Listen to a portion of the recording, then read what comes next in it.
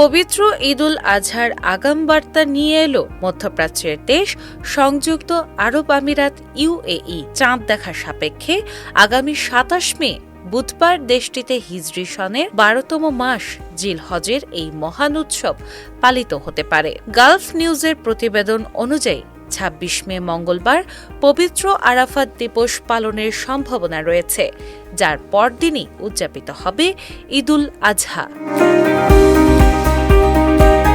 এই উৎসবকে ঘিরে আমিরাতে বইছে আনন্দের হাওয়া। দেশটিতে ২৭ থেকে ২৯ মে পর্যন্ত সরকারি ছুটির পাশাপাশি সাপ্তাহিক ছুটি মিলিয়ে বাসিন্দারা টানা ৬ দিনের এক দীর্ঘ অবকাশ যাপনের সুযোগ পাচ্ছেন। মধ্যপ্রাচ্যের এই আগাম ঘোষণা দক্ষিণ এশিয়ার দেশ বাংলাদেশেও ঈদের আমেজ ছড়িয়ে দিয়েছে। সাধারণত মধ্যপ্রাচ্যের পরদিনই বাংলাদেশে ঈদ উদযাপিত হয়।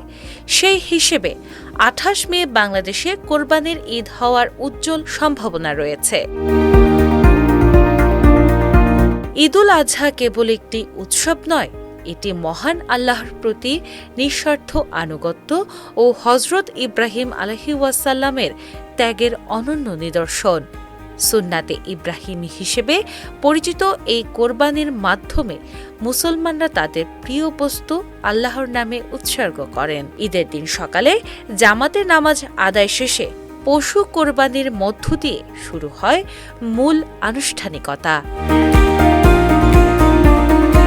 মরুর দেশে আধুনিকতার ছোঁয়ায় ঈদ পালন হলেও বাংলাদেশের ঈদ মানে নারীর টানে বাড়ি ফেরা, আত্মীয় স্বজন ও দরিদ্রদের মাঝে কোরবানির মাংস বিলিয়ে দেওয়া এবং পারস্পরিক সম্প্রীতির মাধ্যমে ঈদের আনন্দ ভাগাভাগি করে নেওয়া এই উৎসবের মূল মাহাত্ম্য। ত্যাগের এই মহান শিক্ষায় বিশ্বজুড়ে মুসলমানরা আবারও মেতে ওঠার অপেক্ষায় দিন গুনছে।